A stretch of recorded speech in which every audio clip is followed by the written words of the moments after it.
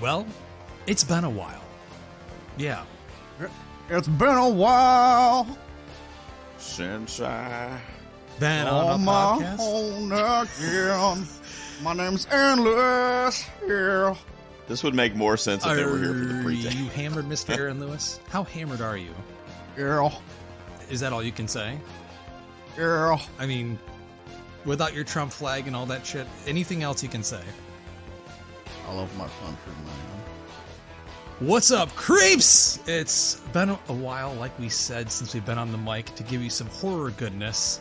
But we are back once again to end out the year the best way that we know how, with our top 5 horror movies of 2021.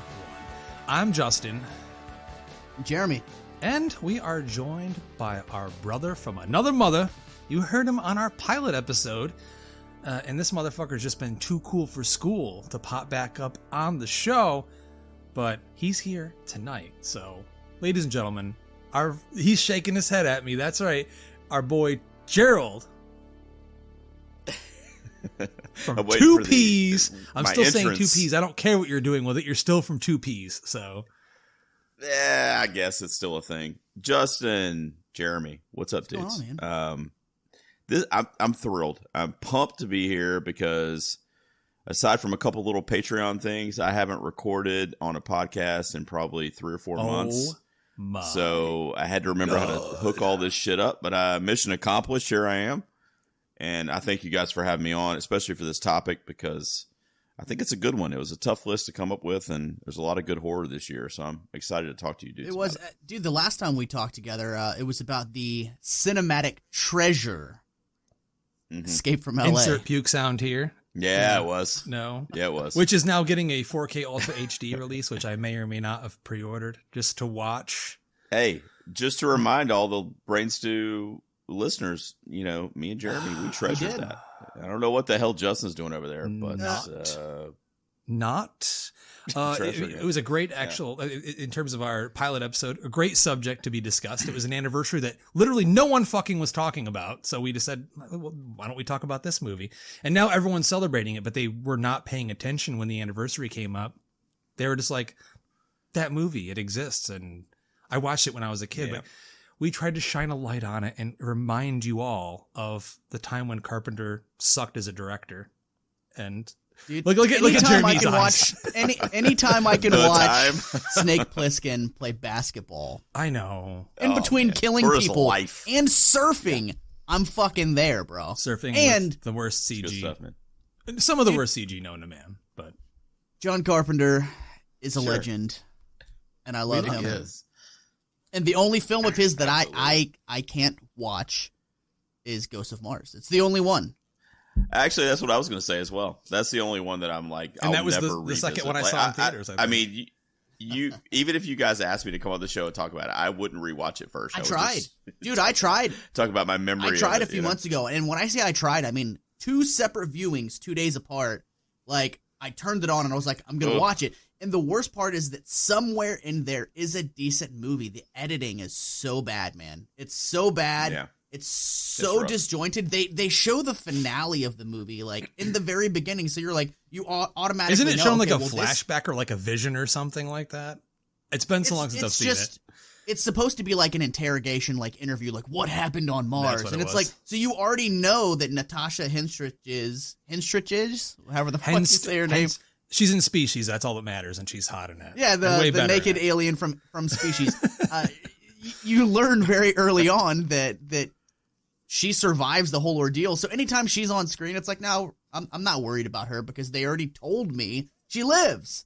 Fucking the editing is horrible. So you leave my Carpenter alone, Justin. Listen, I love Carpenter as much as you, but I do not idolize his bad work, and I never will. It's just like Spielberg. When he makes a shitty movie like Hook, I'm going to say it's shitty. I mean, I like it, but what the fuck? What the actual fuck? Wait a second. What? I love Hook. Are you fucking kidding me? I was going to say, I do too. I'm the guy that lives with the nostalgia boner every single day, but even I can tell when it's just a boner. It's not. You don't like Hook? I didn't say I didn't like it. You know, I don't know. I don't know if Spielberg's made a bad movie. I'm not joking. In all reality, has he? Hook isn't a bad movie. I like to set people off by saying that it's probably one of his weakest. But dude, I fucking love that movie. Well, maybe. I liked it. but- I liked it as a dude. kid. I had the little sword and shit, Good but I'm flick, like, though. people now are like, it's so underrated. I'm like, get the fuck out of here. It's always been overrated, motherfucker. Dude, watch the movie Michael again. Michael Myers wrote that fucking movie, or at least the first draft. Oh, So well then. Nick Castle, dude, did you know that? I think I read. I did know that somewhere actually. that he had written the first draft. Or I he did had not know that. been First draft. involved, but it wasn't the shooting script or whatever. Apparently, him and Dustin Hoffman did not get along, and he was kind of ousted from That's the project. correct. because of Yeah. it. Okay. Now, I remember Yeah, hearing something rumblings. I think Nick himself had mentioned it on a podcast or somewhere. I didn't know any of Yeah, this. dude. Nick Wow. Nick Castle should have been like, motherfucker. Do you know who I'm? Michael Myers, Dustin Hoffman. Like, Yeah. do not question. Well, that was back me. before he was Okay. he was proud of that. Now he's making lots of money off that. So now he's like, oh, here's my card, Michael Myers. Thank you very much. The original, Yeah. the best. Oh, dude. Now it's his. He's making more money now probably than ever off of Michael Myers, dude. Speaking of Michael Myers, will he be mentioned on my list this evening? Stay tuned. Yeah, so Well, hold on. Before we jump into that, has anybody braved the director's cut of Actually, no, I haven't. Halloween but I want Kills? to. Yeah, I haven't seen it yet, and like people messaged me and were like, "Hey, man, like I know you didn't like the theatrical cut very much. Have you watched the director's cut?" No, I have fucking not, because my heart's already haven't been either. broken. well, once. listen, Jeremy, if So- our listeners ask enough, if they really want it, if that's really what they want from us, I gotta succumb to their needs, and maybe, possibly, you tell us, guys, if you want us to watch the fucking shit and be dragged through the fucking mud I mean, and I'll shot fucking tell and you stabbed to right death now. again. I'll tell you right now. By the way, is that on Peacock as well, Jeremy? I Or don't is think that you have to like buy is that it. like a That's Blu-ray on- thing? I'm yeah, pretty I sure think it's you on have to buy Amazon. it. You have Okay. to buy it. Yeah. All right, I got you. Yeah, because I haven't seen it yet, but I am going Okay. to watch that though. So, Did Michael kill again? Did he kill again? Did evil die that Hawkins? night? I have to know. Hawkins? honestly, seriously, I'll fucking watch it. I mean, I came to the No, I'll conclusion fucking that watch it right now. I'm going to buy it anyways. I'm gonna have to. I can't have the empty. course. I can't. I have to own it. I'm gonna buy it. So We're completists. I get it. Don't act like you're hurting yourself, dude. Yeah, it's fucking Mike Dude, going on a rampage. You own a signed copy of Halloween flames. Resurrection, so I don't want to fucking hear it. Dustin. Of course, you're gonna fucking own it. exactly my point, because I remember when I owned all of them on DVD back when I was younger, and I bought Resurrection, and I was like, it was hurting me on my shelf. I'd look over at it, and it was peering at me constantly, and it was calling me names, making fun of me, and I said, "You're getting the fuck out," and I trashed it. And then I didn't own it until I bought the Blu-ray box set. And I was like, you know what? All bets are off. I don't even give a fuck. I have to own everything. I bought Halloween look. 5 on 4K Ultra HD, for God's sake. So I gotta. Hey, look, Mike is an I gotta icon. own I mean, he's been social distancing and wearing a mask since 1978. So before it was cool. he's ahead of the curve. Well, yeah. I mean, Yeah. With it. I don't know. Again, some people say you can polish a turd. Most people say you can't. Is an extended cut of an already terrible movie going to fix it? I don't know. All I don't right, know. now calm down. Now, am I here to defend Halloween Kills well, tonight? we 'Cause didn't I get will. the chance when it first came out. I don't know if it's but, going to come up tonight. Ladies and gentlemen, yes, we are here to sit down and count down our top 5 horror movies of 2021. And Gerald, you had said pre-show and a few moments ago that it was a really tough list for you to come up with. Yeah. Well, I mean, I want to ask you dudes, I mean, really, because I have 16 movies in front of me here. I tried to kind of like, cut out the fat, so to speak. And these are 16 films that I really, really love this year that would be considered horror. But I just want to ask you dudes, because there's also some movies that would be what I consider horror adjacent. Justin, you and I have had discussions on previous shows about like Silence of the Lambs and that kind of thing where, one person could say horror and the next person could say thriller or mystery or whatever. Did you guys run into that when you were making your list? Because I've got quite a few, honestly. But in the 16, I've got like 2 or 3 that would kind of be like horror adjacent, where it's not like the main genre. Like we were just talking about Michael Myers, for example. That's pure horror, right? Nobody's going to question like genre bending for a Michael Myers movie. But some of these films could be horror, and then there are other things as well. So I just want to kind of hear from you guys. Because of that, at least in 2021, it seemed like that was kind of a plentiful, like, kept kind of coming up when I was going through these movies. What did you guys run into there, or am I alone in that respect? I don't think that I ran into anything like that this year. But I mean, dude, if I really started analyzing everything that I've seen the past couple of years, I'm sure there's quite a few of those. Yeah. Yeah. You 100%. Right? 100%. Yeah, dude. Yeah. In fact, I'm pulling up my list of movies that I've watched this year to see if anything comes to mind. Well, like, okay, so don't spoil anything though. Don't tell me. No, it's not on my list. It's not on my list. Well, it's not it might be on one of ours. It's okay. So like the Clove Hitch Killer. Like, I guess that could be horror, you know, or maybe someone else would say, well, no, that's not horror. Or like The Hunt that came out last year. The Hunt, that was early, right? Was that last year or this year? I don't even fucking know anymore. That was 2020, I believe, because I remember that was the last movie I saw in the theater. That was the first movie that I actually did that rent at home thing, and it was $25, and I really enjoyed it. But yeah, I mean, like, I thought it was good too. Yeah. When it comes down to it, if it has enough horror elements to be considered, I'll consider it such. It depends on the tone. Where's the tone in the movie? Yeah. Prisoners of Ghostland, that Nick Cage movie. Like, it had some things that it's like, okay, it teetered where it's like, could this be considered a horror film? I totally get what you're saying, Gerald. Yeah, so for that reason, this 16 movies I have in front of me probably would have been more like 12 or 13, because I did include a few that you could say horror, but you could also say some other things too. And a couple of them, or actually, I'm sorry, one of them made my top 5, so I'm sure I'll talk about that. You're asking us get to that pick because you're scared that when we get there, I'm going to yell at you. I'm going to yell at you anyways. You're going to yell at me regardless. Did you guys just see me fucking like twitch and look over my shoulder? By any chance? Well, you do have like a life-size Leatherface right next to you, so I would be twitching. No, too. it's so. Did it come to life? So I completely forgot that there was a fucking life-size Rocky Balboa next to where I'm recording. Wow.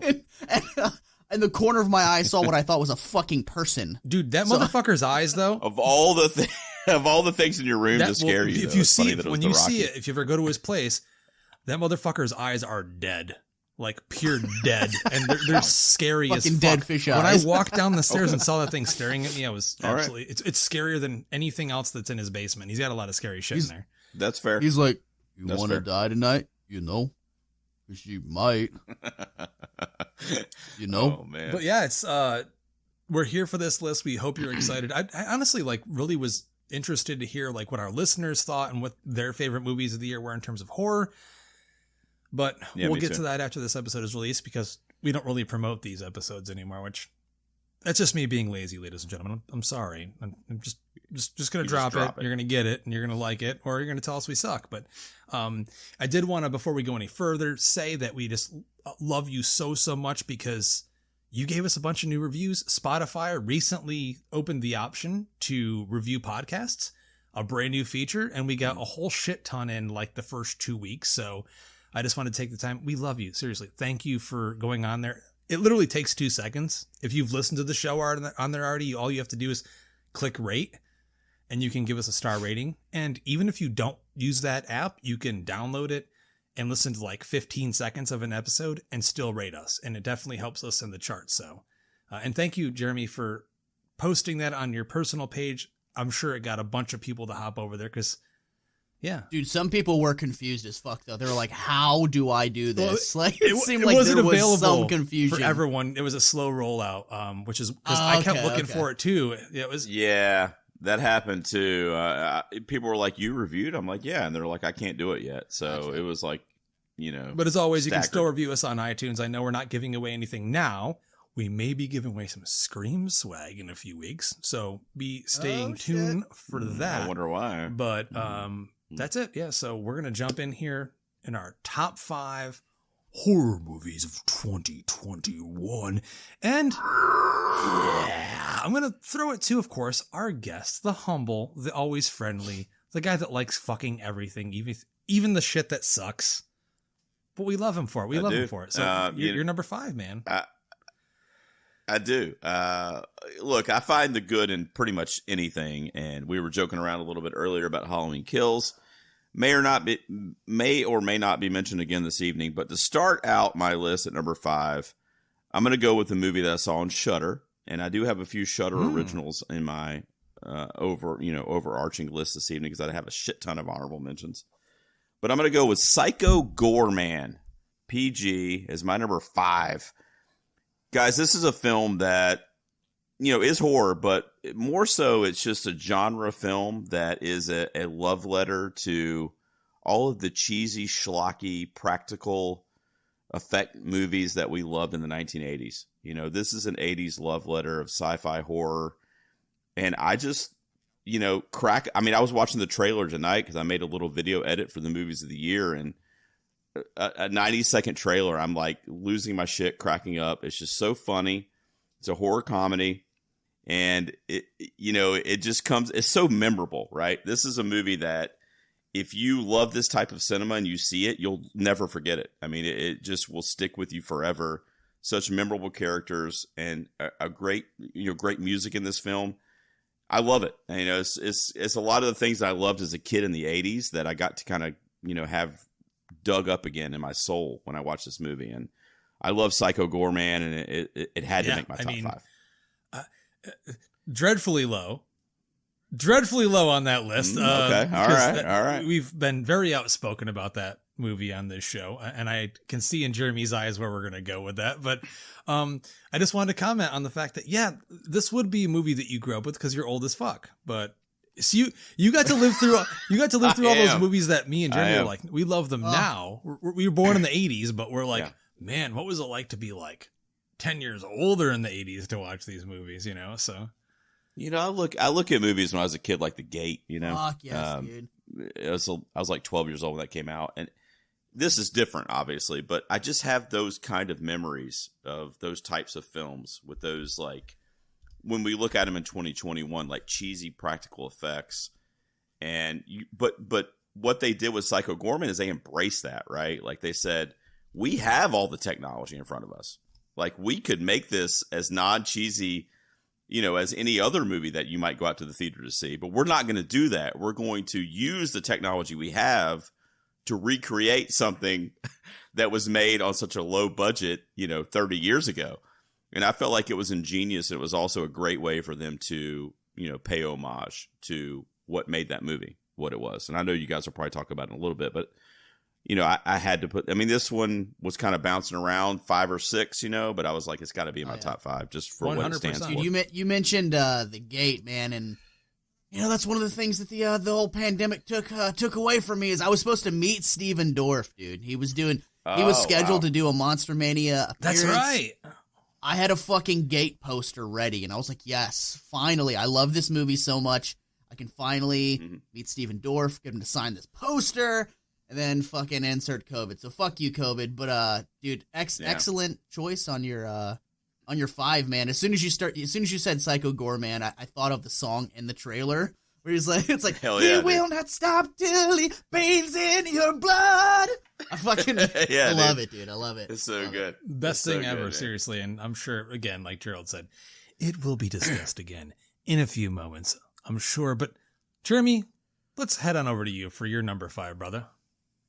Number 5 was a film that I enjoyed quite a bit. Some comedy in there, but make no mistakes, it is a horror film through and through with comedic elements.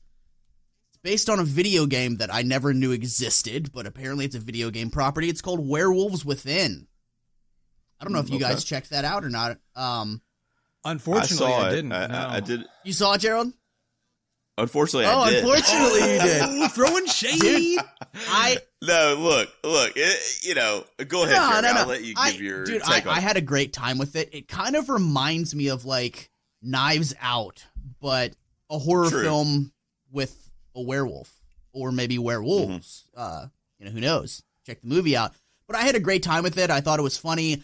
I loved the acting. I loved the characters. It was, a very eclectic cast, which every character had their own distinguishing qualities about them. There was nobody that could have been interchangeable, which I enjoyed. And I'm going to be completely honest with you guys. Milana Vayntrub, who is Lily in the AT&T commercials.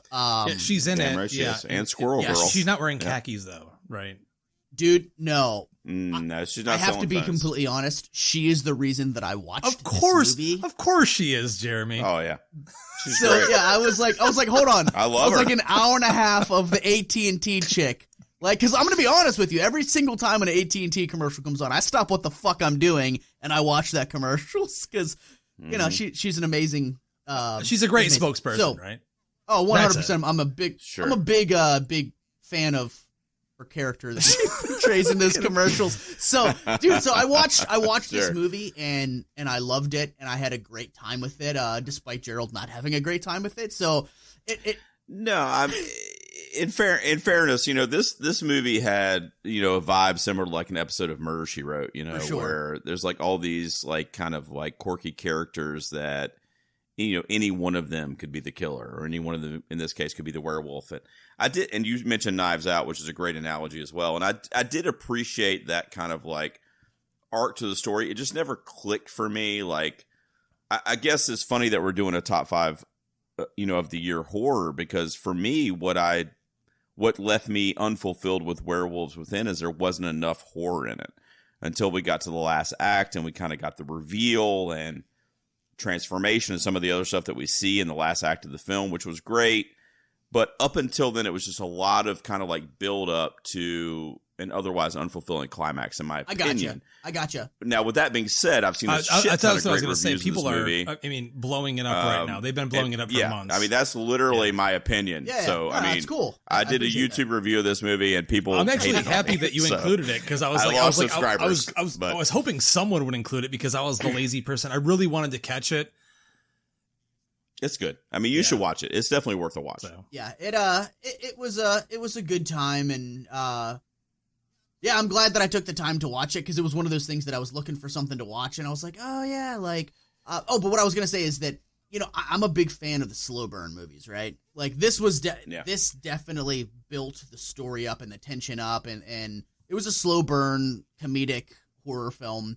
You know, I'm a big fan of Rosemary's Baby, of Halloween, so I like films that can show restraint rather than just get into the meat and potatoes of it all the time. Do I always like those kind of movies? No, but for me, this one worked. So yeah, it's a really weird, you know, when we were just talking about Psycho Goreman a minute ago, but you know, it's a tough thing for filmmakers and really even for the actors in the moment, because you're trying, when you do a horror comedy, because if you get it right, it's 50-50, you know, like it, or at least pretty close.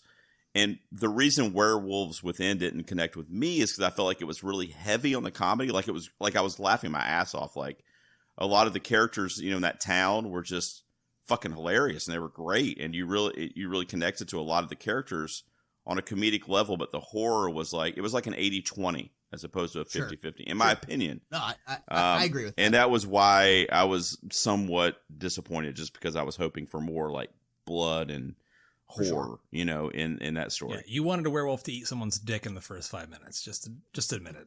I did. I didn't see any dicks. That's really why.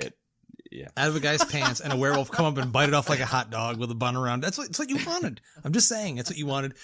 That's it. Great picks, guys. I'm going to jump in here, and I'm not sure if this one will be mentioned on either of your lists, but man, Edgar Wright finally returns to horror, yet this time with a more traditional approach, with his psychologically driven extravaganza in Last Night in Soho. This motherfucker I had such a fun time with. And yes, I understand that the ending, either it works for you or it doesn't. But for me, the roller coaster ride to get there was worth every second of it. I had such a blast with this movie. It's extremely rare when filmmakers are given carte blanche to make a movie like this. Like, hey, go ahead, do a 60s period UK, England, you know, and then like also introduce horror into that. I love the haunting aspects of this movie. I absolutely love, I mean, Anya Taylor-Joy is great to watch in anything she does. She's one of the best up and coming actors, literally out of anyone. Absolutely brilliant in this movie. And I just think that the visuals are so beautiful, original, and delightfully haunting when it comes to the horror aspects. They really remove themselves so much from like the generic look and feel to, I hate to say it, like a lot of the Blumhouse movies. And it really worked so well for me on this like it's such a fun ride, you know. The characters were all so interesting, and I just love that throwback to a different time, because again, we don't get that very often, and only someone like Edgar Wright could pull that off. Again, the movie's not perfect. I think either it's going to work for you or it's not, but for me, it worked wonders, and I just had such a fun time with it. So it had to be. I fought with this and another movie, which I'll mention in my honorable mentions, to let you know which one was going to get this spot. But for me, it came down to, would I buy this movie and watch it again and still enjoy it? And this movie, yes. So Last Night in Soho is my number 5. Well, I'll tell you, and I don't hope I'm not cutting you off there, Jeremy. Last Night in Soho, I just saw it today. Fuck. I just watched it shit. as Super we're fresh. recording. As we're recording today, it is on my list. I'll just say, because it's coming up later on my list, that this is why we love movies. A movie like Last Night in Soho, because Edgar Wright's an established filmmaker that he did incorporate horror into this story that was a noir. You know, when I saw it, and I was texting my daughter because, you know, she recommended it to me and she had seen it a couple months ago, and I was like, I'm finally watching it, and we were texting back and forth. And for me, what if Austin Powers was a horror movie? Right? All right. That's Last Night in Soho. It is a very niche-like feeling to that London era in the 1960s, that London pop era. And it really does incorporate the haunting aspects that you mentioned, and kind of like almost like zombie effects in a way. For sure. I felt a little bit of It Follows, here, like a funner It Follows, where she's constantly looking over her shoulder. There's always something there, this presence. It's constantly affecting her in her daily life. Yeah. But this was a brilliant, and we're talking about horror tonight, but I mean, just generally speaking, this was a brilliant movie, in my opinion, that was just a master class in why we go to the cinema. You know, the colors, the fucking music in this, guys. I mean, the use of songs in this movie was absolutely phenomenal. Yeah. So it's coming up later on my list, but I absolutely love the pick. I said, I think it has great twists and turns, and I understand that the majority of people, they went 50-50. Like, the ending worked for them or it didn't. By the time I got there, I had already figured it out anyways. So I was like, okay, you challenged me enough. Not quite enough, but I still appreciate the effort that you put in, and everything else landed. So I was like, fine, I'll take the ending. I'll give it to me. I'm fine with it. The rest of it was great. So can we just talk about how big that one dude's mouth is? Like, her boyfriend like has the biggest fucking mouth I have ever seen. Like literally, like half his face is his fucking mouth.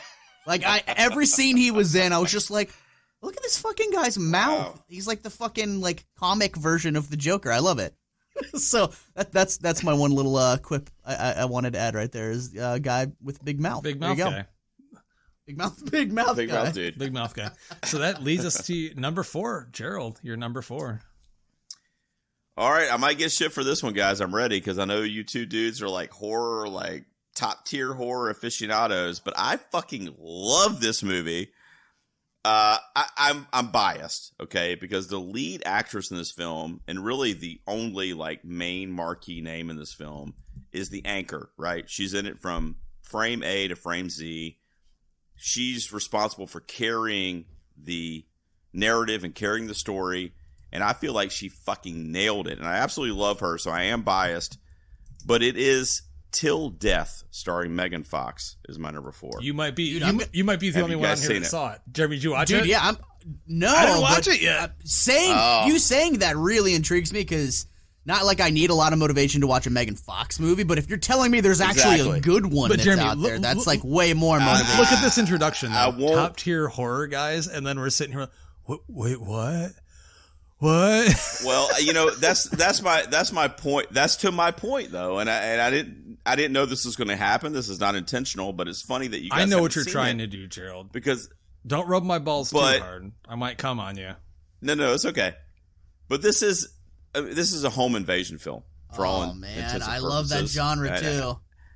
And I don't want to give away anything since you guys haven't seen it, but she goes out to the secluded cabin with her husband in the winter in a snowstorm. They end up kind of getting, they can't leave basically. And some shit happens and she ends up kind of on her own and she has to survive. the elements, but also some other stuff that's going on there with some other people involved in the story. And Megan Fox, like, just fucking owned this role, dude.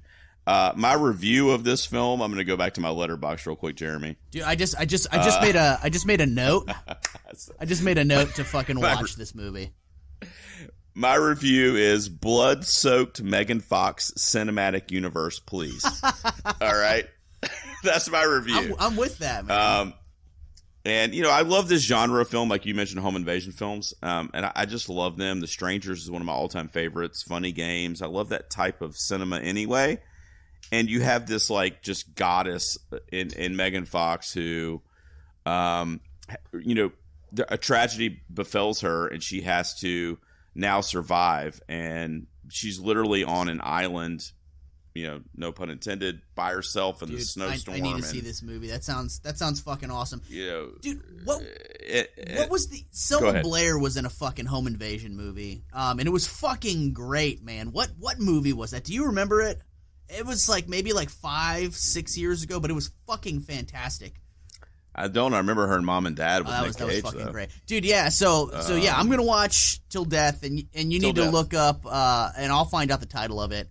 The Selma Blair one, and watch that one, and maybe we'll do like a double feature for some home invasion action. I mean, you know, the first like 30 minutes is kind of like build up, you know, so it's kind of like, all right, what are we doing here? But after that first half hour, and we're in the cabin, and the event happens, which you guys will see, and she's on her own. It's like, you know, blood-soaked Megan Fox in a negligee tried to survive a fucking blizzard. Like, I'm like, all right, yeah, fucking, I'm sold. You know what I mean? So it was really entertaining, and you have to suspend disbelief on some different things that she goes through. But yeah, it's one of my faves of the year in general. Definitely one of my horror faves. I love that I'm being challenged so far by both of your lists. 2 movies I haven't seen, and what kind of top tier horror guy am I? See, looking behind Gerald, I see a plaque. It's a physical thing. It says horror guy. So I will be on my knees in front of you, I swear. You need the plaque. Moving over to Jeremy for his number 4. Yeah, man. Number 4. I was surprised to like this movie as much as I did. Even more so surprised that I liked it so much that it's on my top 5 list. Mm-hmm. The Forever Purge. I didn't see it. I had a really fucking fun time with this. I mean, dude, I don't even know how many sequels we are like in with this franchise so far. Like, I've lost count. You know, I know Frank Grillo was in some of them. There's a TV series too, isn't there? I didn't even watch that one. I was like, yeah, I'm out on this concept. But for whatever reason, actually, I can tell you what really drew me into watching it, because I'm kind of checked out on the whole Purge, you know, thing. Was the fact that Will Patton is in it. I think Will Patton is a fucking amazing actor. I mean, he's a fucking shining star and light in the new Halloween franchise. I've enjoyed him and everything he's been in, from Remember the Titans to even The Punisher. Was he the dude in Midsummer or no? No. Okay. All right. He plays Hawkins. Jamie Lee Curtis's love interest in Halloween. Oh, yeah. Okay. I got you. Okay. I love Will Patton. He was John Travolta's henchman and the Punisher movie, and dude, he's been in a bunch of great things, and he's so severely underappreciated in Hollywood. I'm he is hooked. Really good. Me and my wife are hooked on the show Yellowstone right now, with Kevin Costner. It is fucking incredible. It's a landmark achievement for television as well, which is why they just announced like a prequel, right? Yeah, the prequel. Yeah, it's already out. Yeah. 1883. It's already out. But dude, I'm in season 4. We've binge watched the fuck out of this. This may end up being my favorite television show of all time, and the fact that it's about you know, a ranch in Montana. Okay. Like, I'm surprised that I'm saying it's probably going to be my favorite. Sense. Like, so this is like it's like Ozark as a western. Do you need to watch Yellowstone? I will watch Ozark. I love. I 100%. Ozark's incredible. I 100% want to watch Yellowstone. I love Kevin Costner. It's incredible. So once I found out, okay, Will Patton is in the Forever Purge. I was like, all right, I'm in. And then Josh Lucas is another person that is severely underused in Hollywood. Josh Lucas from Sweet Home Alabama, right? With Reese Witherspoon. He's a great fucking actor. Like, why isn't this guy in 1,000 movies? Like, you want to talk about someone that should be in Marvel movies? That guy, he's a fucking great actor. Put him in a Marvel movie. There, you got my stamp of approval. But so the Forever Purge, I don't know if you guys have seen it. It's another movie I haven't seen. Yet. I swear to God. Dude. You know, the Purge really, as a franchise, really passed me by. Like, I saw the first one, and I saw bits and pieces of sequels, but, like, I don't know why I just never latched onto that franchise. Because I thought the first film was shit, but people told me that it got better. Yeah, it wasn't that great. Jeremy, but you were Jeremy, one of them you that told overall me to watch the sequels, but I never got the sequels. So overall, you're a fan of the franchise overall. Overall, yeah. I mean, like I said, I was over it until I saw the cast of this film, and then I was like, all right, well, let me check this one out. I have seen all of the films. I didn't watch the TV series, but I did not plan on watching this one until, like I said, I saw the cast, and dude, it fucking made a shit ton of money at the box office too. People care about this franchise. So the plot of this film is that it's the annual purge, you know, where people so far in the franchise have respected. Once the purge is over with, you go back to, you know, normal life. Crime is not legal. Well, there's a group, apparently, like there's a lot of political themes in here that you could say it's like the MAGA people and shit like that. You could tell that's a heavy reference for this, but people, there's a group of people that decide, like, well, no, we don't want the purge to be over with in 24 hours. We want this to be the Forever Purge. Like, they want to get rid of ethnicities. They want to get rid of lower socialite people. So they decide, they, you know, kind of like the QAnon or whatever the fuck it's called, they get organizations from all over the world that are buying into their cause, and they say, fuck this. When the purge is over with, we keep going. We're going to turn this into the Forever Purge, and we're going to purge this country of everything that's wrong with it, and we're going to purge the world of everything that's wrong with it. So it's timely as well. It's definitely timely. There's some themes that you can go, okay, well, I can see where they drew inspiration for this, but it's incredible. And, you know, speaking of ranches and Montana and shit like that, this one maybe was a little inspired from Yellowstone because it deals with a family that owns a ranch, and you know, they've got a bunch of employees and staff that work on the ranch, and let's just say that maybe there's some people that work for them or that are among them that don't have great feelings for them and maybe want to indulge in some purge activities after the purge takes place. So there's a lot of emotion. There's a lot of action. It's a white knuckle ride. I had an absolute blast with it. And when it was over with, I was like, you know what? That was a great fucking time and probably one of the best entries in the franchise. So I'm actually now I'm excited for where they're going to take this next one. Wow. Crazy. That's cool. Yeah. Do you know off the top of your head how many there are? Well, I have no fucking idea. Isn't there four? Isn't it the fourth? At least like 4 or 5, right? The fourth or fifth. Dude, it's got to be. I feel like this was either the 5th or the 6th. Okay, listen. Wow. Yeah, it's getting up there, man. I love how many kicks in the balls we're gonna get verbally from people like, "How the fuck do you not listen?" Oh, dude, listen, it's the Purge franchise, and it's kill me during the Purge. It's the Purge franchise, and Blumhouse is cranking these things out. They cranked out the TV show too. Like, I don't fucking know, especially because like a lot of film studios don't tack numbers on things anymore because they're like, well, that equals not enough money. It used to be easy when they put 3 and 4 and 5. No, they're like, let's just not do that and put a little subtitle underneath it. Listen, Gerald called me a horror aficionado, and I can't tell you how many Saw movies have come out because I don't fucking care. So, you know what I mean? I'll say this much now. I lose count. Spoiler alert, Spiral isn't on this episode. No. Boom. Yeah. No. There was enough bad word of mouth on that one that I haven't watched it yet. It wasn't terrible. It wasn't. By far, it wasn't the worst. But I'm going to move shit along, I'm going to get to my number 4. And Jeremy, this is just for you. This is like at Valentine's Day when you open up that envelope and it's like, me or her. And it's a dick. Oh. No, well, maybe. It depends on what you check in the little box. But James Wan's follow-up to his $1 billion Aquaman a director that could have made literally anything he wanted to make with a solid budget, and he spent his time making a totally unhinged, uninhabited throwback to the movies he grew up loving and appreciating. That, my friends, is the definition of a true horror director. I'm talking about Malignant. Look at Jeremy's face. Look at it. Jeremy has left the conversation. He goes Malignant for sure. I'm so glad you mentioned without this. a second thought, and it's rare in modern films where a director sticks to his vision and doesn't stray. He gave us a tongue-in-cheek, over-the-top, and at times silly blast of a movie that we almost never see anymore, and especially never see on the big screen in a wide release. You know, the Full Moons, the House on Haunted Hills, if you will. It was highly divisive with fans, and on this fucking show.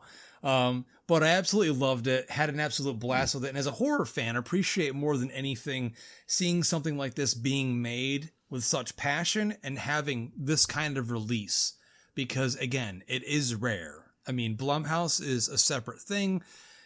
They finance and distribute their movies on an independent level and just get a distributor to push them out. Small budgets. This thing was a love letter to all the movies that James Wan loved growing up. And I know for Jeremy, it didn't quite land. For me, it hit so fucking hard. And I get it was a 50-50 thing, but that's a good thing. I think it really is. I think getting fans to talk about these things and dissect them and discuss what worked, what didn't work for each person. That's what matters. And it creates a conversation for better or for worse. And I'm sure, Gerald, your list is going to introduce a movie in which is another one of those. But, you know, as part of the beauty of these types of conversations, really. I mean, you know, Jeremy's the odd man out in this case, but I mean, who knows on the next pick? You know what I mean? It's just the beauty of it and the subjectiveness to and the objectivity to film and how we receive it, especially the first time we see it. I'm with Justin on this. I love Malignant. It's my number 6.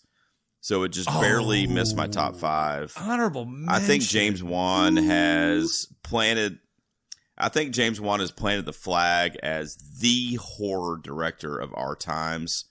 And what he did with Malignant is he said, look, guys, if I am nothing, if I'm not James Wan, all master, I'm nothing. This is what I love. This is the kind of movie I would make as a student film in my apartment with 3 or 4 of my buddies. This is what I would turn out.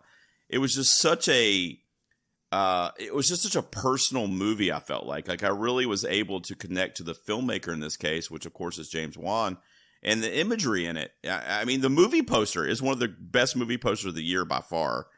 And that speaks to the imagery overall that we get in this film.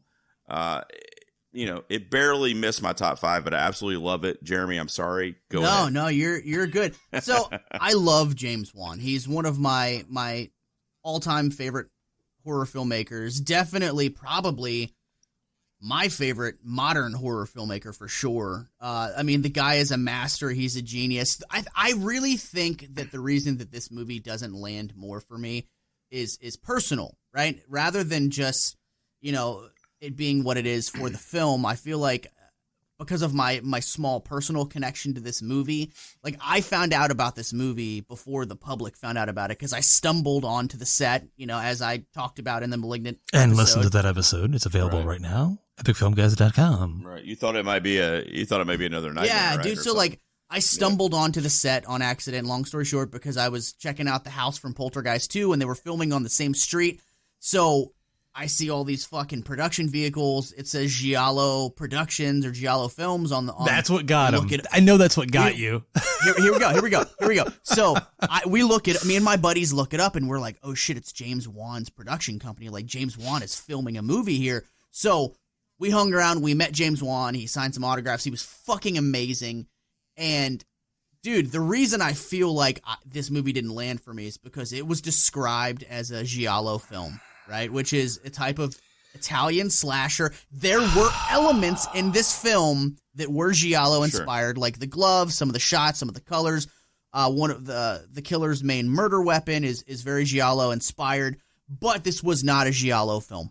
And I feel like having the experience that I had and waiting years for this movie, because that was 2019, because I was in LA for the premiere of Terminator Dark Fate, and that's when I stumbled onto the set. So just think, that was 2 years of me like, oh man, James Wan made a Giallo film. And so like my mind racing of what this film could be. So when I didn't get what I thought I was going to get, it boiled down to your personal expectations versus what 100% what the movie delivered to you. Sure, yeah. I get it.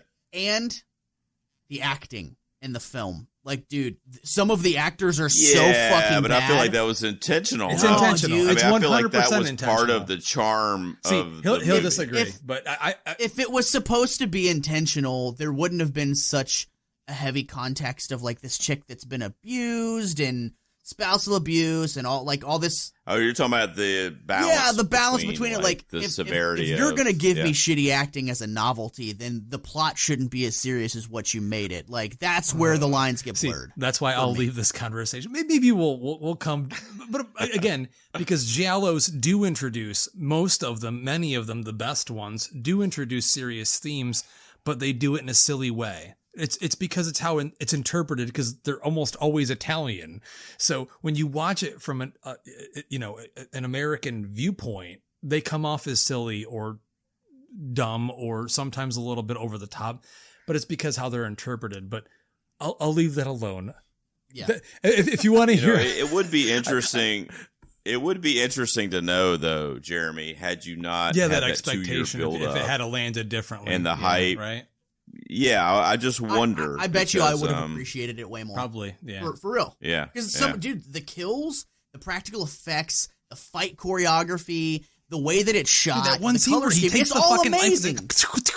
Like I mean, did you guys see you guys didn't see the plot twist coming, right? No, I can't be alone in that. No, but so you do. I'm gonna watch it again at some point. And hopefully, like, I'll have a new set of eyes while watching it, because now I know what it is. I'm not gonna be surprised by anything. So hopefully, I appreciate it on my second viewing, because again, I fucking love James Wan, and not liking a film that he created, it's heartbreaking for me. So I'm gonna give it another shot at some point. In 10 years, Jeremy's gonna be like, I watched that there Malignant movie from my fucking wheelchair in the nursing home, and I really enjoyed it the second time or third time or however many times it's been.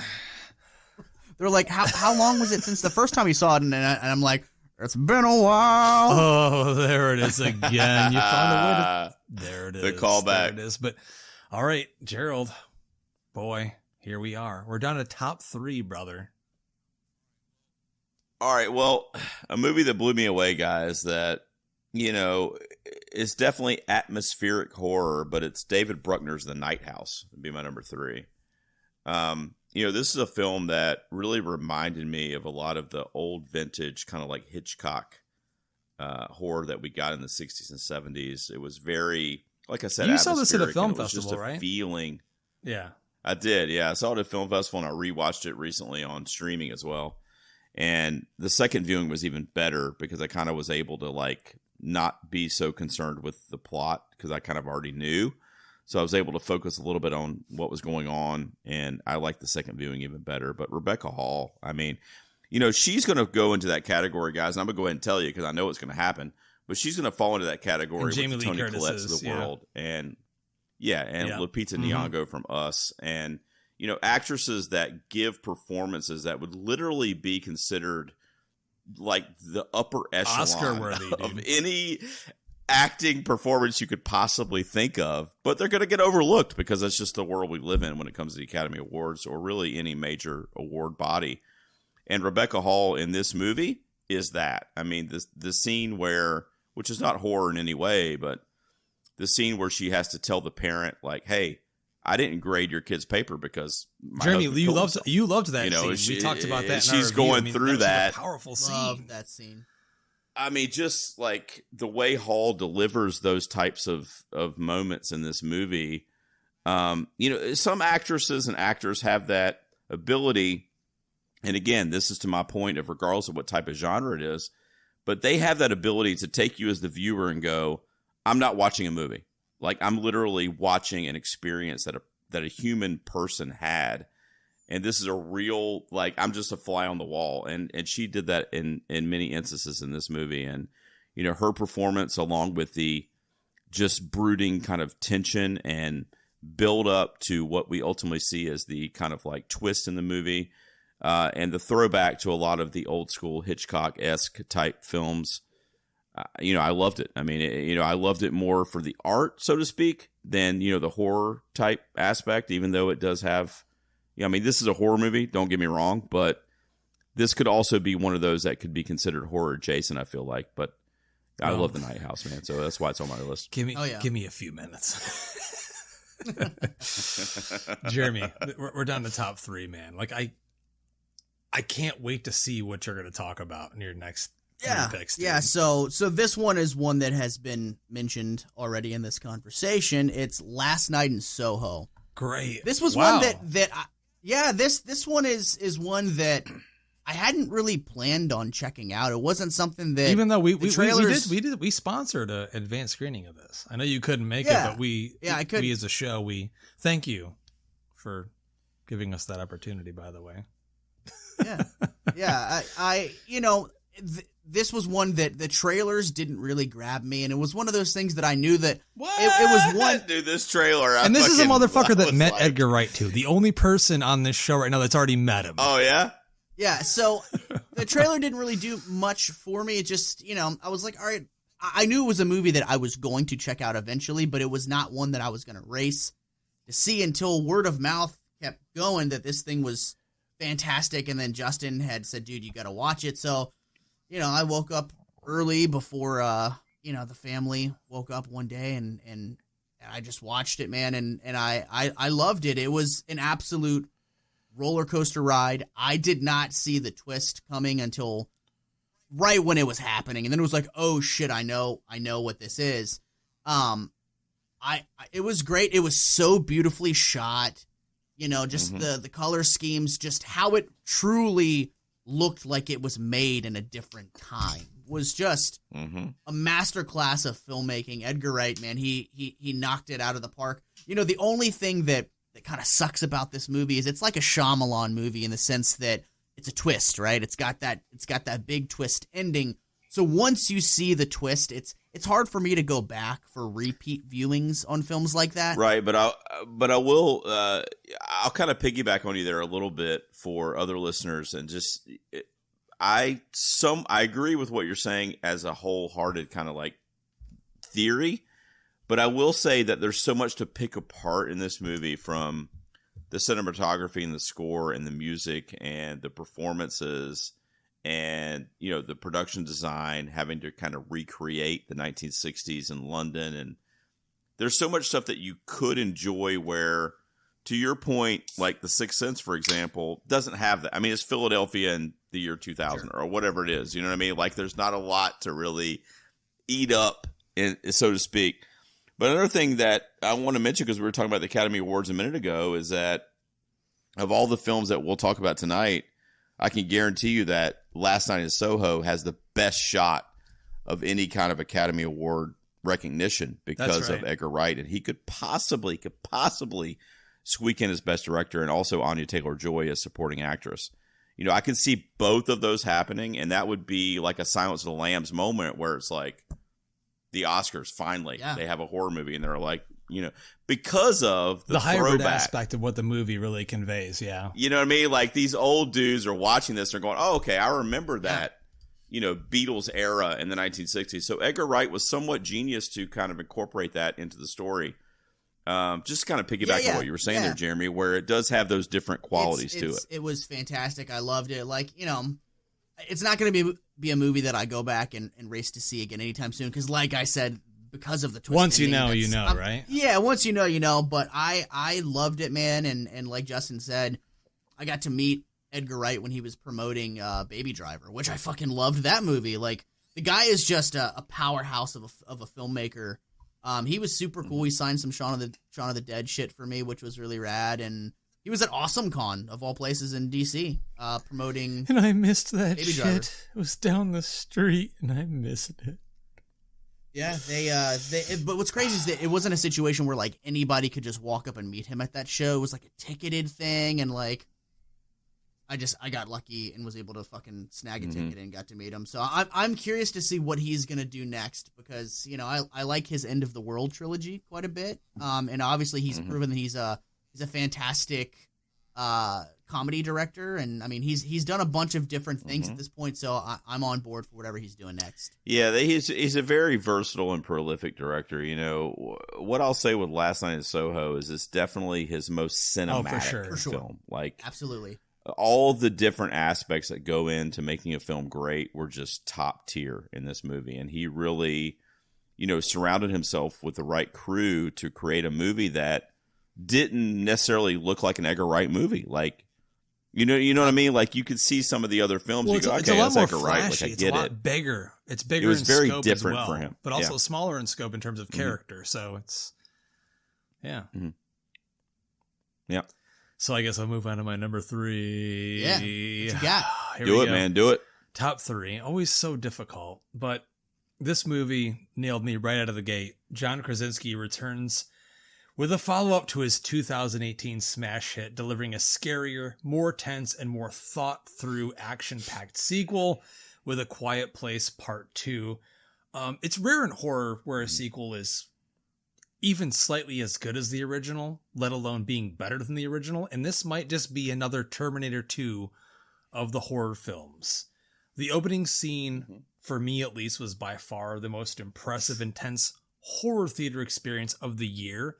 I went and saw this twice in theaters during COVID time. That's how much this opening of this movie fucking crushed me. I told Danielle, I was like, no, I have to see this opening again in a theater, because it nailed, and it hit me the second time. I honestly can't wait to see the next one, but really only want to see it if Krasinski returns as both writer and being behind the camera, because he is the main man. Like, he understands this franchise. Yes, he is picking up from a bunch of different franchises that we've seen before. There's some Jurassic Park in here. There's some Alien. There's some Aliens in here. But what he does to perfection is the tension and suspense and the smaller moments where there are characters put in jeopardy in these tiny rooms.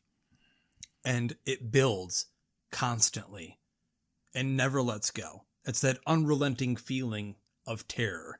And most filmmakers today don't really want to take the time to give that to you. They'll give you a few seconds and then boom, there it is, the monster, and it comes through and let's have an action sequence. But in these Quiet Place movies, he is so precise in every single moment. And I absolutely love this movie. It's probably the best monster movie of the entire year. And we don't get monster movies enough anymore. We need more. We need more of them. Whether it's an alien or a creature from, beneath the ground or whatever it may be, like, the crucial aspect of them is so here and to the T. It's so perfect. Again, listen, Jurassic World franchise, go get John Krasinski to direct your next movie. Fuck Colin Trevorrow. Like, make it darker.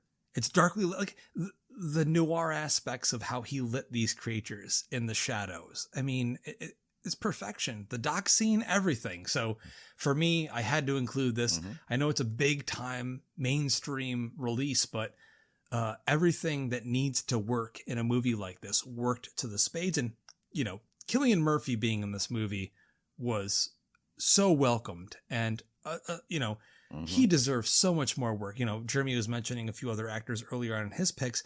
Dude, Cillian Murphy's been out and about for years, and he's still not getting huge roles. He's getting side roles in shows and television, but he needs bigger roles. He's fantastic in this movie. Speaking of him, like, with all this pandemic shit that's going on, like, how are we not getting a 28 months later? I feel like we as a people relate to that franchise more now than fucking ever before. Would it be too on the nose, though? I mean, dude, I'm for it, man. There's so many parallels to what the fuck is going on in the world right now. He said he would return. When he did press for this, he said he would return for another one if they asked him. So, dude, they need to jump on that, man. Like, because the second one, 28 weeks later, that's right, was fucking incredible. It was so good. I watched it once, but don't forget. I forgot. I don't remember. Dude, it's literally just as good, if not better, than the original. I don't know about that, but hey, you know, boys, we're down to our top 2. Holy fuck! What a year! Seriously, Gerald, you're number 2, dude. Easy for me, dude, because we've already talked about it in depth, but my runner-up is Last Night in Soho. I just saw it today, guys. I saw it like 10 hours ago. You know, I've said enough about it already. Anya Taylor-Joy could be on her way to a supporting actress for this, and Edgar Wright just created a cinematic achievement. You know, it was just a journey where his other films were very niche and very genre. This is a film that has so many different things. It's such a wide scope. Thomasin McKenzie's great in this role as kind of the shy, timid heroine in the movie. And the music I already talked about. The soundtrack is fucking phenomenal. And a throwback to the 1960s that we get in this movie. But you guys both had it on your list, so at least it's a triple crossover. The only one. I don't know if we'll have another one, but yeah, so far. It's my number 2 as well. I think it's just, you know, I won't say it's Edgar Wright's best movie, but I will say that it's his most cinematic film. Sure. You know, it's clicking on so many different levels than what he's done in his career, and I absolutely loved it. So it's my runner-up. Jeremy, oh yeah, you're number 2, bro.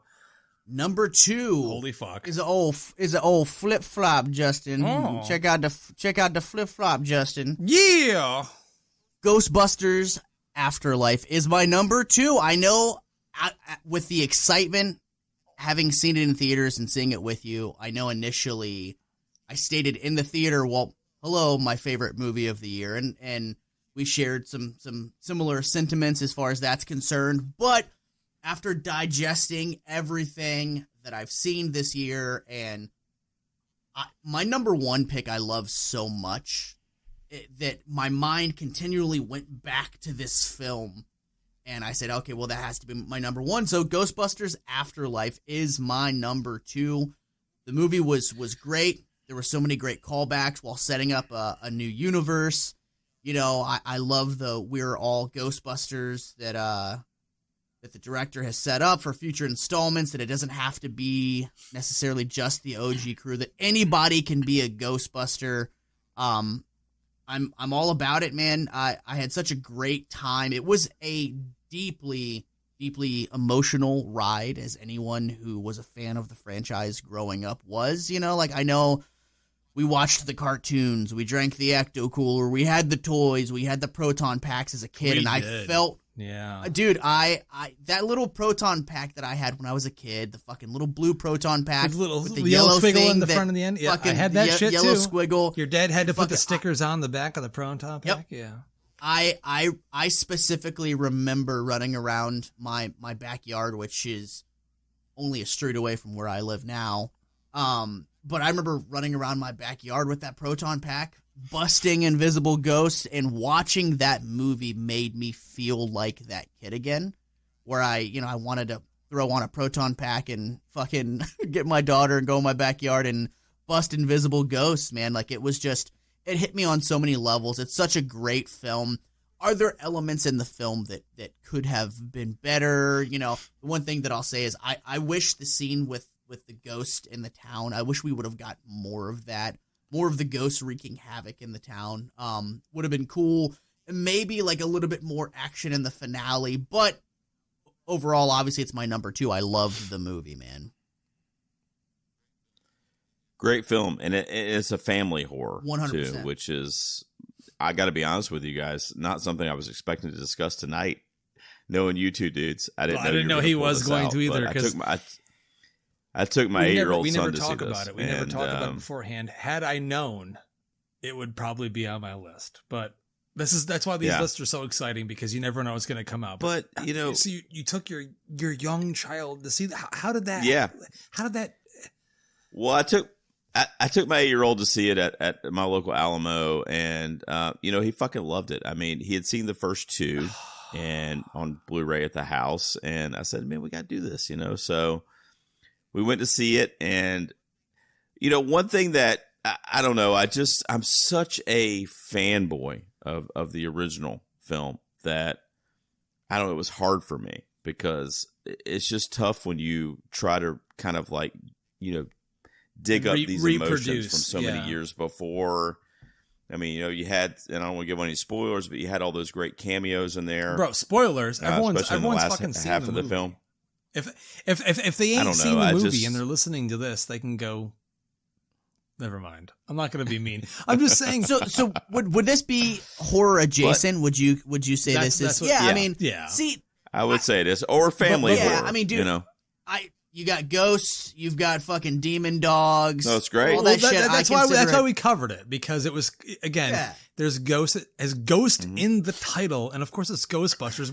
This is right up there, but this is easily up there with like Gremlins and that kind of stuff, where it's like it's horror, but you can enjoy it with. I'm not the only one. All ages, Yeah, but no, Gremlins is a horror film. It's not. It's more of a comedy. There you go. Horror, but it's okay. It's more of a family film. It's a horror film. It's okay. It's a horror film. It's okay. It's there to scare and entertain. I love when Justin gives me a hard time because I showed my son Jaws. I didn't give you a hard 7, time. I said that you should show your son Jaws. But to Jeremy's point with this pick, though, it is really it's just an emotional experience when you can find something in the horror genre that you can share safely with your children, where nobody's going to go, you fucking showed him that? You know what I mean? Like, nobody's going to say that about Ghostbusters. That's like, actually happening to me right now. So, maybe about a month ago, same kind of dealio. I woke up early. Rest of the family was still sleeping. I went downstairs. I started watching Killer Clowns from Outer Space. Dude, my daughter is 5, but she loves horror stuff. She has to. I mean, like, dude, if people could see my basement where I'm recording this podcast right now. One day we will do a video tour and put it on our YouTube. One of these days. Dude, I've got all this. I've got nothing but like life-size horror movie statues and things and collectibles. So like, of course, my daughter's gonna grow up with this stuff. She is 5 and begs me to watch Halloween. I'm like, no, you can't watch Halloween. It's too much for you. So she came downstairs. I was watching Killer Clowns from Outer Space, and she was like, "Can I watch some of this?" And I was like, I don't think it's that bad. It's kind of silly. Like, I feel like this is kind of safer. So I was like, all right, look, we can watch it, but like, if any part starts to scare you, you just let me know. She not only watched the movie with me, she fucking loved it so much. So, dude, she's gone to school. She is telling her teachers, like, oh, hey, have you ever seen Killer Clowns from Outer Space? And her teacher's like, no. She's at the lunch. Have you? She's like, oh, it's one of my favorite movies. Like, she's telling everybody, like, she's like an old school, horror aficionado now. She's like, oh, you just have to watch Killer Clowns from Outer Space. Yeah. So she's fucking diming me out. Dude, check this out. I'm going to play this. Maybe this will come through. So now she's walking around. Sing Killer Clowns. From outer space.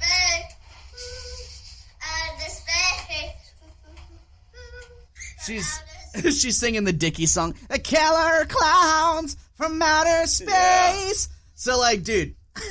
But she's diming me out left and right. So, yeah, it's cool when there's a movie that's like, it's supposed to be like a family horror film, but I'm the guy that's showing my 5-year-old Killer Clowns from Outer Space, and she's telling the world about it. So I'm going to be in trouble. Same thing happens over here, man. I mean, my kid's 8, but the same thing happens over here. He's all about the Squid Game now. I didn't show him Squid Game, but it's like all anybody talks about in his fucking elementary school is Squid Game, So I need to get watch it. that. Oh, shit. Oh, it's really good. So my number 2. Oh, here we go. Already mentioned, but from the genius David Bruckner, a riveting and terrifying gateway into grief about a widow named Beth, played by Rebecca Hall. And what Gerald already said was, and I will confirm so here, an Oscar-worthy performance, who begins to uncover her recently deceased husband's disturbing secrets. This film deals with grief in a real-life way, deeply rooted in real, serious emotion and character, and the scares are directly connected to how losing a loved one can affect us and play tricks with our mind. And it gave me the fucking best jump scare of the year, especially being that guy that's almost always hungover. Like, I don't know the reason why. Someone tell me why. I don't. Weren't you hungover when you heard that sound? Yeah, but does that make it any less real? Jeremy, you know what I'm talking about. That scene we talked about in our review. But precisely time suspense and terror. This is by far one of the scariest movies of the year, but only because I connected so much to the characters, to the real life grounded nature of it. I mean, they build it so well in the beginning of the movie, and it's so full of dread. And our listeners that have been around for a long time know that I love movies drenched in dread and darkness that just put you into a place where you're so uncomfortable that you can't leave the theater. And you guys both know how much I piss. I didn't piss once during this movie. I held my dick the entire time to make sure I didn't piss. Wow. You've peed like 5 times during this podcast, by the way. But the listeners don't know that. They don't know that. In the theater, they're like... Justin sneaks away and goes and pees, and he's done it like 5 times this podcast. So there you go. It's just this movie absolutely, a baseball bat to the face because, we always question what would it be like if you lost your significant other or someone so important to you, and it's abrupt. It's someone that's young that you don't expect. It raises a lot of questions. And in this case, we've just got like a small town teacher who, by the way, lives in a beautiful fucking home on a lake and shit. It's like, but a lot of times people don't necessarily take that for granted, but their life and their viewpoint on what they're trying to convey is different than the material aspects. And I think this movie digs into that a little bit. The ending, again, another movie where the ending is like either you're going to fall for it and accept it or not. But the build up and the lead up and the shock and surprise in the third act is so brilliant. And I just, it hit so hard for me. And it was scary. So scary. I know it did, Justin, because you texted me that night after. You said, "Hey, bro, have you fucking seen the Night House?" Like you were kind of like, I don't know. I got the sense from your text message that you were. And you were like, "I saw it at a film festival 6 months ago." I'm like, "Yeah, I fucking saw it." You talking about the one with Rebecca Hall? But I mean, you could tell that it genuinely hit you. Yeah, I mean, what I mean? I feel like if this movie, if the finale, I don't know, man. Like, I feel like if the finale was a little different for me, it would have been on my top 5. But you know, the reveal wasn't great. There's so many things that makes you question elements in the movie that goes, was this just literally her dealing with her grief, or was like all this other shit really happening? Was her husband fucking killing those people? Or was that in her mind justifying the grief? Like, I don't know. Like, I feel like if the finale was stronger for me, it would have been on my list, but I still really enjoyed it. Like, much like you said earlier on, like, this was such a personal movie for me because I experience a lot of those things sometimes, or, when you're not in a right mental state and sometimes you might see something, you're like, what's that over there? What's that dark shadow over there? Is that really just my mind working on me, or is that my problems trying to, become something else, manifest and take me over? And I think this movie deals with that. It doesn't all the way get there, but it's the closest thing to that, I think, in being smart horror. So 100% nailed me. One of the smartest horror films of the year, my number 2. So moving on, Gerald, we are number 1, and I am ready to fry you for this. Oh, no, you won't. What? You won't, because you already mentioned it. Look, guys. Let's see. Godfather 2, The Empire Strikes Back. Sequels that surpass the original almost never happens. It's like once every 10 or 15 years. And John Krasinski did it with A Quiet Place Part 2. You're going there now? Holy shit! Yes. That is easily the best horror movie that I saw this year, A Quiet Place Part 2. What Krasinski did is he took that original formula from the creature feature that he created, which, by the way, was in my top 5 films of the year that year in 2018. And he said, I'm going to make basically the same movie, but what I'm going to give you guys, I'm going to give you some twists and turns and some different characters that we didn't have in the original, because we just had the one family in the original, right? So I'm going to give you some outsiders, and I'm going to also give you a prequel kind of like setup. Like, how did we get here? And that's all he did. Like, with the exception of that cold open and some of the additional characters, like you mentioned, Cillian Murphy, it's the same movie. It's A Quiet Place, right? So he took it and he really heightened the technical aspects of this film. And he gave you some of the background that I absolutely loved. You already mentioned the opening in this film, which is one of the greatest achievements in cinema this year, in my opinion. Yeah, it's so good, man. And I mean, he really, really brought you back into that world to where you're like, it's like you never left, you know?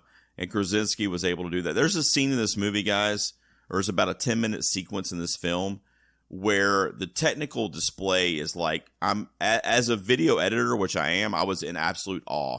The intercutting back and forth between Millicent Simmons' character and the son in the movie, Noah Jupe's character, and he's cutting back and forth between two really climactic storylines that are playing out, and you're invested in what's happening here, and then he'll cut away to the next scene. And then the buildup happens with Noah Jupe, and you're like, oh my God, what's going to happen to him? And it goes back to Millicent. And it's just like the intercutting is phenomenal, and the editing is just on another level. And I know that, you know, COVID delayed this movie, and I wonder if because of that, we were able to get the product that we got, and he was able to spend more time with it. But it was just such an achievement in movie making, regardless of how you feel about the story. And as a creature feature, which you guys already talked a little bit about, how we need more of those, you know, people are going to reference Stranger Things and like whatever, the Demogorgon and like whatever. But regardless, this is a creature feature where, because of the actors involved and Krasinski's direction, you connect to the would-be victims, and you really, really want them to survive. And because of that, it makes for just an unforgettable movie experience. It was the best horror movie I saw last year. Holy shit. And here I booked you. I thought when you started, I thought you were talking about Halloween False Kills. advertising. Wasn't going to do it, but it is my Yeah. He I knew, do want to defend it. He knew that we booked him because he liked Halloween Kills, and I was going to pull up the bullwhip on him. You guys were ready, right? Dude, yeah, I thought you were dropping Halloween Kills, and when you were like, it surpasses the originals, like, oh, this is. I was like, this is about to get. I was like, this is about to get very fucking interesting. All right, well, I give you props on that. I mean, I really love that movie. It's my number 3. I think it's fantastic. It's brilliant. I mean, but Jeremy, I have no idea where you're going, unless we're both going the same place. And if we are, we might as well just go there together. We'll see. Psycho Gorman. Yes! Frig off, motherfucker. Frig off! Frig off! Dude, yeah, I loved this movie. Fun fact, this was the first film I saw back in a theater, you know, after not seeing anything in theaters for over a year, man. It was this movie. It was religious. Like, this was the yeah, this was the movie that the moment that I saw the trailer for the first time, I rewound it and watched it like 4 more times. I love how you said you rewound it. Like it was a tape. I clicked the little button on YouTube and I rewound it back to the beginning. Dude, so much so that like I watched it like I said, like 5 times, and then my wife, I was like, you have to watch this. And I was like, dude, this is a movie that like was made in my fucking dreams. You know what I mean? Like, it was just so many things that I love from my childhood. You should have made, Jeremy. Dude, it's a movie that I wish I fucking made, man. Like, dude, this was like if Troma was like, I want to make a fucked up Power Rangers movie, like it would be this. Like, there were so many Power Ranger references and like even like the way that it was shot and like the fight scene in the woods and how the villains looked and like, dude, just the silly dialogue, the silly characters, the over the top gore, everything about this movie, I fucking loved it. I was already a fan of Steven Kostanski. Yeah, from Astron 6, yeah. Dude, yeah, I mean, I fucking loved Manborg. Manborg's like, great, dude. Manborg was fucking amazing. You know, I loved his Leprechaun Returns. It was like, dude, that movie didn't get discussed enough. It was. I feel like no one paid attention to it, dude. Yeah, I don't know what was up with that because it was. I mean, dude, all practical effects. It was yes, they didn't have Warwick Davis back as the Leprechaun, but you would have no fucking idea. The makeup was perfect. The voice was perfect. The mannerisms was perfect. Leprechaun Returns is fucking amazing. Everybody listening should watch Leprechaun Returns. It was a great return to form for that franchise. All four of you, seriously, go watch it. All four of you listeners, watch Leprechaun Returns. He did The Void, which was very much a love letter to John Carpenter. I mean, your boy Devin and Aaron, they did the whole line on with the apparel for it, and I bought the tank top. It created a whole frenzy, so that helped build Kostanski to again heighten levels. Yeah. And what's another bummer about this fucking, amongst the million and millions of fucking things that are bummers about COVID is, dude, Stephen Kostanski, he was doing Horror Hound for Mask Fest, and like I found out he was like, yeah, I'm gonna be there, and I was like, oh fuck yes. This was before Psycho Goreman came out, but I was already such a huge fan of his that I was so excited to meet him, and then, did not fucking happen. So hopefully that happens one day in the future and I can have him sign a fucking Psycho Goreman thing, because I love this movie. As soon as I could watch, like I said, I saw it at the Alamo Draft House in Winchester, and the moment that we could stream this movie, I was streaming it because I fucking love it, and like I suggest it to all my friends that otherwise maybe wouldn't watch a movie like this. I'm like, no, seriously, like it's fucking great and it's hilarious. So I can't wait to see what Stephen Kostanski does next, film-wise, because he did the Day of the Dead Sci-Fi Channel TV show or whatever. But I'm excited about his next feature, whatever that's gonna be. But this movie, man, I love it. I love it. Yeah, I mean, there can't be enough love showered onto this thing. So both of our number ones, and again, ladies and gentlemen, you know that we never discuss this shit before we sit down to actually spew it out on the microphones. But if you listen to this show, you could be pretty positive that we would be walking away with this as our number one. Psycho Goreman. I mean, the absolutely bonkers and bodaciously violent throwback to low-budget monster buddy comedies of the 80s. Gerald already put it perfectly earlier on, but I'm going to keep repeating the same shit. But I mean, I got a chance to see this in theaters.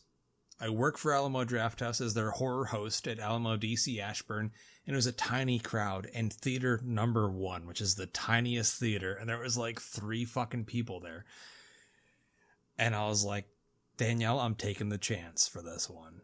I gotta go. There's no other way for me to experience this movie, and those 3 or 4 or 5 other people that were in the theater were bombed, just like I was, and waiting and ready to fully experience the greatness, the epicness, the absolute nonchalant terror that is Psycho Goreman. And when I walked out, I got to tell you guys, especially considering all that we had been through as a society and as a country leading up to that, it brought the biggest smile to my face. And I said, this movie exists and everyone in the world needs to know about it.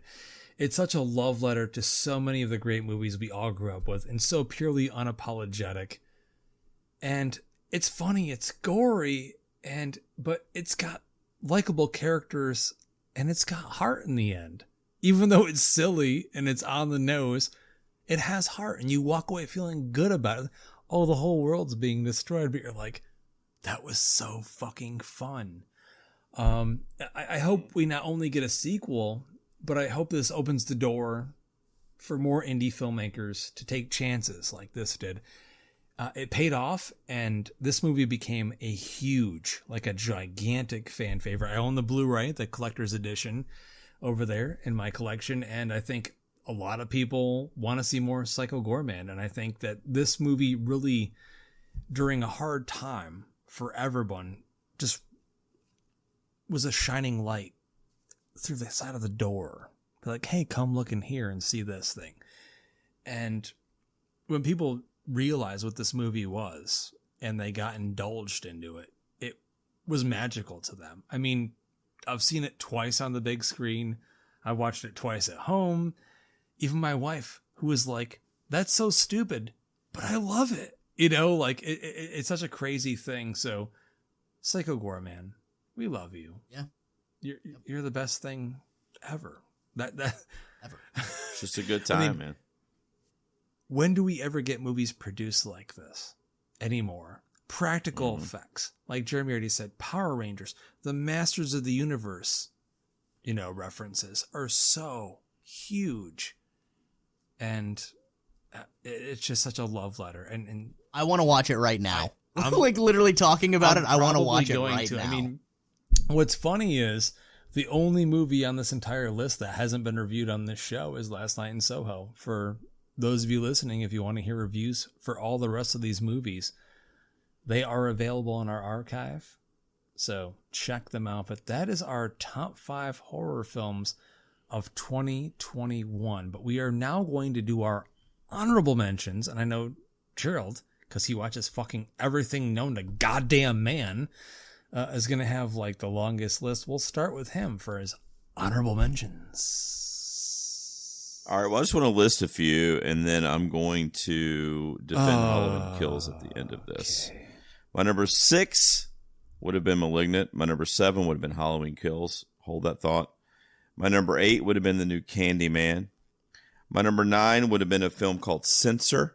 Good flick. And my number 10 would have been Lamb, the Swedish. Still didn't get a chance to see that one either. I want to see that. I haven't checked it out yet. It's good stuff. So look, I'm going to let you guys do your honorables. I just want to say about Halloween Kills. All right. So go ahead, state your now, case. Hold on. We won't talk over you. I promise. It's my number 7 horror movie of the 10. year. You're putting that in my top 10. So go ahead, state your case. I am.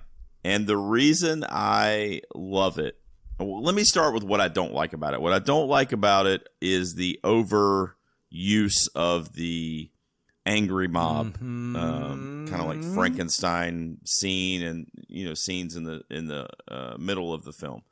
And I know you guys had issues with that as well, and most people that have seen it have issues with that. And I do too. But guys, this is Michael Myers dialed up to fucking kill plus 100. Okay, this is the most ruthless, fucking brutal assassin. So you mean like Jason Voorhees, right? Yeah, sure. Yeah, I mean, yeah. In this mask that we've ever seen, and I'm talking about even going back to the original films, he has never been as just disenchanted and just detached from. He's just literally there to kill, which would lend to the title of the movie.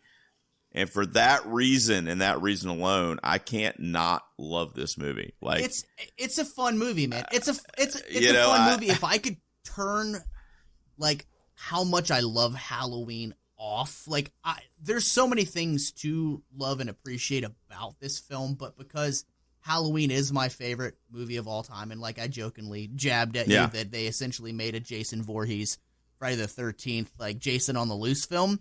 There are some great things, and dude, I liked Anthony Michael Hall as fucking Tommy Doyle. Like I dug. I know Justin. There were a lot of cool. There were a lot of cool callbacks in it, but generally speaking, I just can't. I just can't get away from Mike just fucking literally. He's there to just literally kill everybody. It's a fun time. It's a fun time, and I totally get it, and I see why people do like it. My biggest complaint about Halloween Kills is that they went through so much trouble of retconning so many things in order to make Halloween 2018. They didn't need to, and they didn't need to, but now they're bringing in so many other elements from the franchise. Like, remember this? It's like, dude, you fucking retconned it. Don't throw it in my face. You literally used footage from Halloween 2 that they scrapped in the movie. That's fair. I just dug it. I dug it. You know what I mean? I absolutely had a great time with it. I had problems with it. Don't get me wrong. It's not perfect by any means. I mean, they went through so much trouble to make Michael Myers real world scary. Like in Halloween 2018, like, oh, he's a mental patient that has once again gotten out 40 years later.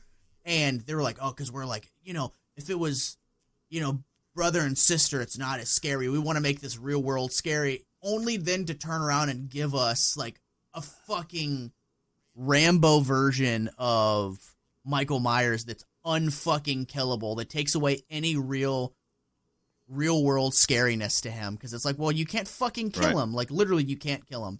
So they did so many things. They did so many things in Halloween 2018 only to undo them, to Last Jedi them, if you will. That I'm like, I don't understand these decisions or why the filmmakers made these decisions. Well, we'll see what happens in Ends. I get what you're saying, but I don't think we'll see how it. We're not that horror show that's going to be like, I can't. What are we going to talk about in Ends? What are we hoping to see in Ends?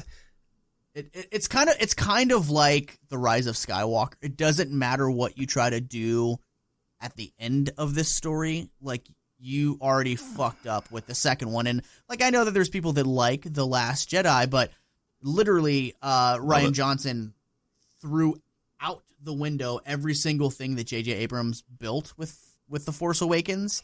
And then they brought J.J. back to be like, okay, well, like, try to fix it like the best that you can. And I feel like that's what's going to happen with Halloween Ends, is they're going to try to make a much more serious, like, heartfelt horror film, bringing it back to the trauma, and it's not going to land.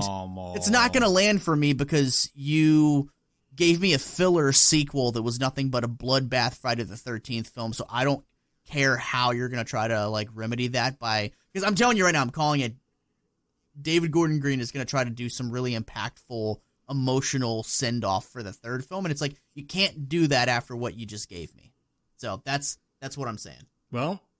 Sorry for my rainy poo. I'm not going to say anything beyond what I've already said about that movie a million times on this show. But I respect you for liking it, and I'm glad that there are people that enjoy it, because I do love Halloween. I don't respect you for liking Halloween Kills. I don't respect you at all. I just want to let you know, and everyone that's listening, if you like Halloween Kills, I don't respect you, and I hope you don't respect me back. I don't respect like you. So my honorable mentions are Don't Breathe 2. I thought that was they tried their best at a Terminator 2. They tried their damnedest at a Terminator 2 take, where they took the villain from the first film and tried to make him like the anti-hero in the second film. A guy who injected semen with a turkey baster. Yeah, we're gonna make him a hero. Mm-hmm. That's rough. I feel like that's why it didn't land with audiences. It's like, okay, well, like a cyborg can be reprogrammed. I get that. It's a cyborg. It has no heart. Yeah, so. But I still had a really good time with it. It was an unnecessary sequel. Like, they didn't have to make this movie, but I had a good time with it. So Don't Breathe 2, definitely honorable mention. Slumber Party Massacre, that was a Sci-Fi Channel movie, was a shit fuck ton of fun, dude. Like, it took, jabs at the genre, and like did a lot of things kind of parodying how women are objectified in horror films, and flipping it to the the male perspective. We saw one of the best male asses in a horror movie ever. It's been a long time. Slumber Party Massacre. VHS 94 was very flawed but entertaining at best. I had a good time with that one. I really dug Willy's Wonderland was good, man. That was good. It was fun. It kind of became repetitive very much in nature in the film, which is why it didn't land in my top 5, but it was... Nick Cage doesn't talk. I loved that. Dude, to bring this full circle back to me mentioning Killer Clowns from Outer Space, is Grant Kramer, who is the star of Killer Clowns from Outer Space. He was a producer and co-writer on that film, and when I met him at Monster Mania several months ago, like, I mentioned how much I enjoyed the film, and he said that Nick Cage was fucking amazing, that he was just such a blast to work with and so professional. And that I asked him, I said, have you guys thought about doing a sequel? He goes, what's funny is I just talked to Nick about it. Nick goes, I really don't do like sequels really very, very often. And, I don't know, like, it'd be fun, but we'd have to cook up something really good. And he goes, or I'm going to be completely honest with you, it's got to be a huge payday for me. So, I don't think we're going to get Nick Cage getting a huge payday to come back for another Willy's Wonderland. So I don't think we're going to get another one. But Grant Kramer did say, like, I would find it hard to make a sequel without him, because I feel like he's just such a big part of what made that first film work. And the other film that I wanted to mention, which was literally ripped to shreds, but I had a ton of fun with it, was Army of the Dead, man. So those are my honorable mentions. Sure. Gerald. Okay. You Zack Snyder hater, you. It's all right. So, yeah, my honorable mentions are going to be very brief, but Titane, also known as Titanian, the French film, straight out of the books of David Cronenberg and body horror, and it was way more of a drama and character-driven piece than a horror movie, and I had to dissect it a little bit before I decided to make my list and decipher if it was going to be the top 5 or not, but in the end, it landed way more in a drama piece than a horror movie because, I mean, this chick fucks a car and then, you know. Yeah, one of the best poster like quotes I've ever seen. It was like somebody for Titane was like, "This is the most fucked up movie ever made." And that's a quote from one of the critics that they used for this movie. I was more emotionally invested. It was my number 11. Emotionally invested in the characters than scared. But there's some great body horror, and I had to really push really hard. But other than that, Jeremy already mentioned it, the Slumber Party Massacre remake. I thought it was fun. It didn't go far enough for me, but it was good enough to be listed. The kills were great, and I love how it was the juxtaposition of the male versus female, and yeah, I mean, this is what the Black Christmas 2019 remake should have been. I'll say that and leave that there. The Boy Behind the Door, Shudder's film. Great fucking movie. I liked that movie a lot, actually. Very underrated, very tense thriller / horror movie. Home invasions, you know, the reverse, if you will, abduction movie. Great, well shot, atmospheric, really enjoyed it. And I got to list this just because it's got monsters in it, so it slightly counts, but Godzilla versus Kong, you know, it's monsters. It's not, it's horror only in name only because there's giant monsters in it, but yeah, it is what it is. And the movie alone, Gerald, you saw that, right? The abduction movie. Yeah. I'm putting this on my list right now. What's that about? Random chick driving away. She had a breakup. A guy leaves her, and she's gonna go stay at a place in a secluded area. And the guy. Oh, I have seen the fucking trailer for this. Yeah. Okay. Yeah, very good, tense, small little movie. Where people should probably watch it. Good performances, but small. Ending is badass, much like Revenge from a few years ago. Really good beatdown scene. Yeah, I wouldn't want to spoil it for you, but I agree. Yeah, that's it for here. I mean, what a great eye-opening episode. Seriously, so many movies mentioned that I have not seen or that one of us hasn't seen. I think that's the most important thing about doing these discussions on this show is that it brings a light to movies that some of us may not have gotten the chance to watch. And hey, Justin, can I just say real quick? So I couldn't bring it up tonight with you and Jeremy because it's not a movie, but I do think that possibly the best horror thing that was released last year was Midnight Mass by Mike Flanagan. That's a miniseries on Netflix. That's so crazy that you just fucking said that because I swear to God, I just got a text message from my buddy that said, like 3 minutes ago, he said, "Have you watched Midnight Mass yet?" There you go. It's Mike Flanagan. So, of course, Gerald, let's not keep tooting his horn more than it needs to be. It's not a movie, but yes, Mike Flanagan is legit like... Right. But I just want to tell any horror, you know, folks listening, they should definitely check it out on Netflix. I think it's like 8 episodes, I think. But it's really good. It obviously allows you to be sucked into this world and really connect to these characters. Any relation to the book Midnight Mass about vampires? I'm not sure. I don't want to give anything away for you. But I'm not sure about the correlation there. I'm going to check it out. I'm going to check it out. Look at him being all perfect and fair and nice. And I'm going to tell you about it, but not spoil it for you. Well. You're a nice man. He's a nice guy. But Gerald, thank you so much. Seriously, for coming on. And we look forward to you jumping on here whenever you decide that you want to, considering you're a non-podcaster now. You're like this weird outsider that's like, I won't do anything unless it's... I just sit around and wait for the phone to ring, man. Like, so thanks you're for like calling the me. Ghostbusters, And, right? I was thrilled to be here, and this was a blast, man. Thanks for having me. Well, to those that have already listened, and if you're a first-time listener, please, seriously, if you like what you're hearing, head on over to iTunes, leave a review. Seriously, like that helps us so much. Jeremy, doesn't it? Right? It helps so much, so makes much. Us feel good. It's just it just makes us feel so good, and we go to sleep reciting the reviews that you guys leave. We do, yeah. And I wake up and eagerly check to see if any new reviews have been left. Dude, spoiler. we call each other and we recite the reviews to each other, and we try to recite them in the voice that we think that they're left in. I got to be honest, I've never read any of the reviews, but I definitely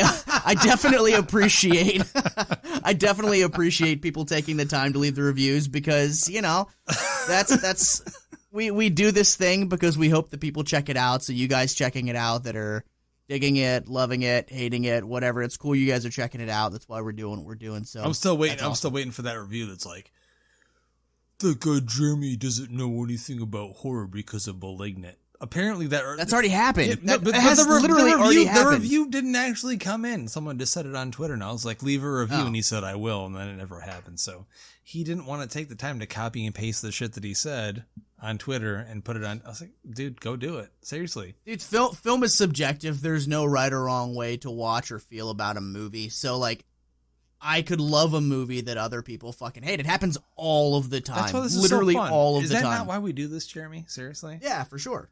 Absolutely. It's dude, I love discussing film.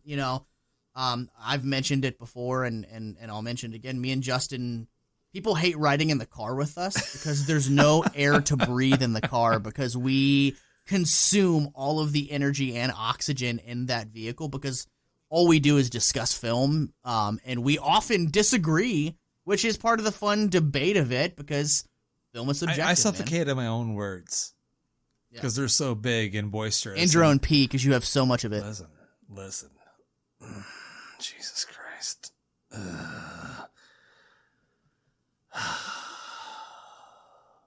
Just wait until I meet Sly. Officially. Officially. It's apparently Don't tell. Probably going to happen. Okay. Don't tell. Don't tell him that you got invited to his house. Oh. Holy shit. Look at Gerald's face. We'll save that for another episode. Ladies and gentlemen, seriously, thank you so much. Like, I have to respect you and appreciate you, and I want to take you to bed with me and cuddle you for all of the love you've shown us. And the end of 2021, we started this new Brain Stew thing. It's been a huge transition in terms of like what we're doing with the brand, but we've had so much fun doing it, and the people that have been involved have all been so near and dear to our hearts. And which is why it's so sad that this is our last episode. Surprise. Oh no, I'm just fucking with you. It's not. Oh shit. I was gonna be like, wait, I'm dreaming, bro. Sarah Connor, no, just kidding. We're not going anywhere. Connor. I don't know.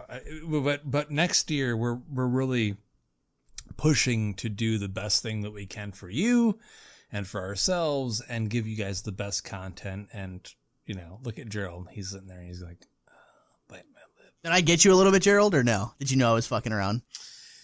I didn't think that was real. So I was like, he's bullshit. Come on. Don't bullshit me. Come on. Weirdest thing ever. So I'll say this before we get off the show. My father-in-law.